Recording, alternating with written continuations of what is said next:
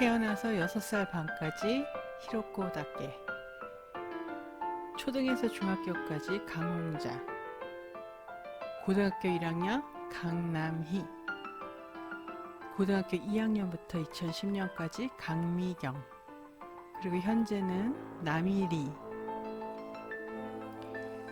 5개 이름을 가졌던 우리 엄마에 대한 이야기를 지금부터 시작해 보겠습니다.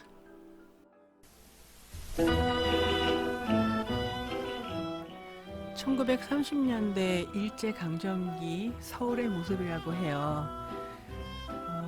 1939년 발매되었다는 남일현님의 희귀음반을 들으면서 잠시 그 당시로 돌아가 볼까 해요.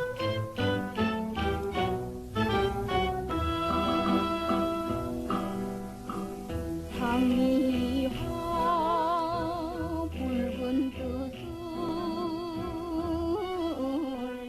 아는 날이 며칠여냐.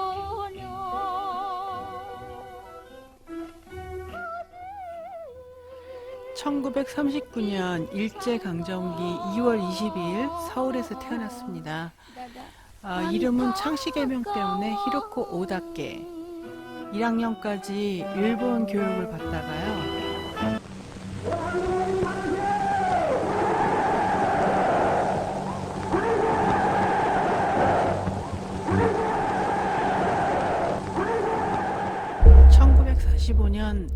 일본이 패망하고 저희는 거의 40년 만에 독립이 되죠.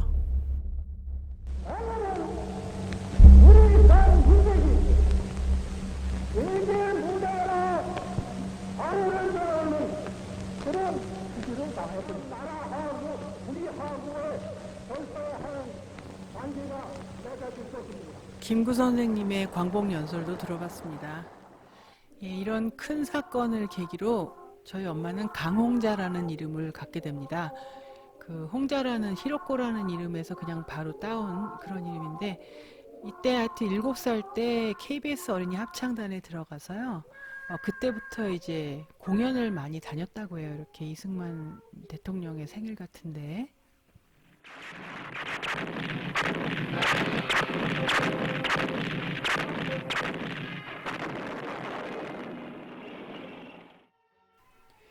그로부터 5년 후 정말 잊지 말자 6.25가 나게 되죠. 이때 저희 그 조부모님들과 엄마는 피난을 못 가셨다고 해요. 그래서 서울에 잠깐 일사후퇴 전까지 남아 계셨대요. 근데 할아버지가 그때 쌀 장사를 해서 이제 겨우 먹고 살았는데 이때 또 교통사고를 당하게 되신다고 합니다. 그래서 몸이 아주 안 좋아지셨을 때 또 우리 그 일사후퇴가 나는 바람에 할 수 없이 전부 피난을 가셨대요. 저희 엄마가 첫째인데 막내 동생을 업고 뭐 할아버지랑 할머니랑 이렇게 동생들하고 피난을 저 추운데 가셨다고 해요. 수원까지 갔다가 거기서 전부 병이 들었다고 합니다. 그래서 다시 서울로 들어오게 된대요. 그리고 이제 서울로 들어오면서부터 어떻게 보면 제 엄마 본격적인 연예 활동이 시작되는데요. 저 옆에 서 계신 남자분이 누구시냐면 바로 정세문 선생님이시라고 이 노래를 작곡하셨고요. 그리고 우리 또래 아이들은 전부 어렸을 때 초등학교 때 많이 불렀던 뭐 고향 고향 내 고향 뭐 이런 노래들을 작곡하셨다고 해요. 저분이 그 서울시경 어린이 합창단을 만드셔갖고 전국에서 10명의 아이들을 뽑으셨대요. 그래서 국군 장병이나 또 경찰서 같은 곳으로 위문을 가셔서 공연하셨다고 하더라고요. 아마 이런 모습이 아니었을까 싶어요. 저희 엄마는 아니고요. 그리고 이때 당시 또 저희 엄마가 살짝 영화에 출연하기도 하셨습니다. 보시겠습니다.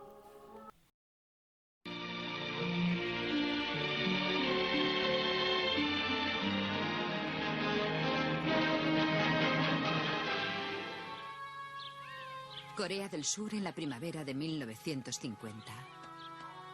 Una tierra amable cuya gente solo quería vivir unida, en paz con el mundo. 바로 제일 처음에 이렇게 팔짝팔짝 뛰던 이 아이가 제 엄마입니다. 참 이런 엔터테이너가 아니었으면은 이 당시에 이렇게 비디오 촬영도 할 수 없었겠죠. 예, 저 어린 꼬마가 제 엄마라니. 아무튼 이제 전시에도 학교를 이렇게 모두 다녔는데요. 그 중학교는 검정고시를 쳐서 이제 숙명여중을 들어가게 된다고 하네요. 숙명여중에 들어갔을 때 이제 그 학교 자체 내에서 또 군인 위문을 다니게 되는데요.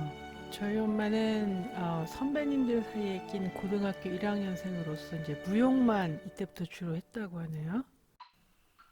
근데 그 무용을 누가 가르쳐 준 건 아니고 저희 엄마가 이때부터 이제 창작을 하기 시작하죠.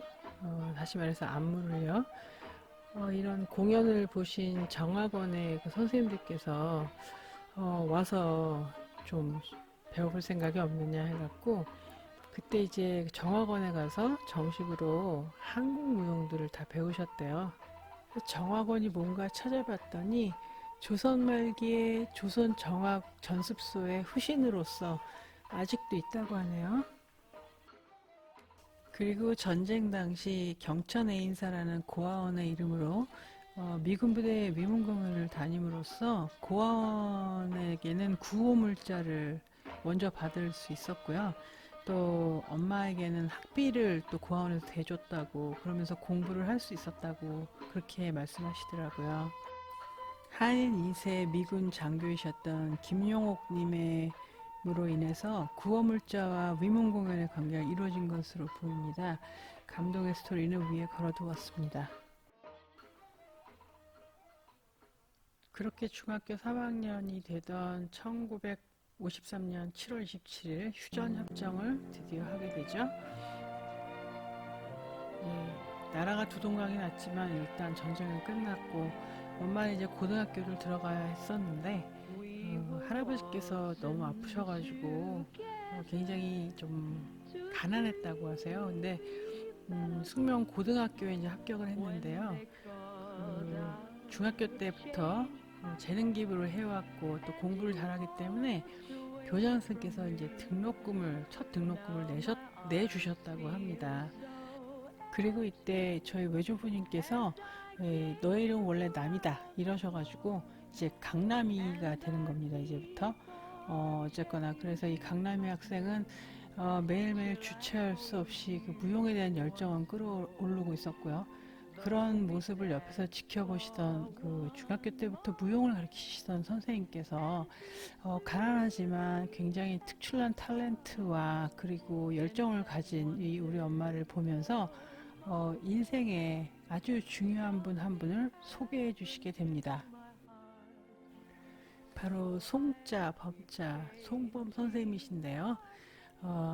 참 대단하신 분이지만 제가 쉽게 말씀드리자면 나중에 88 올림픽에 개폐막식을 다 안무를 주관하셨고요.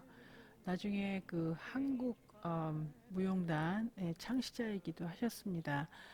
아무튼 이분이 저희 엄마의 은인이시죠.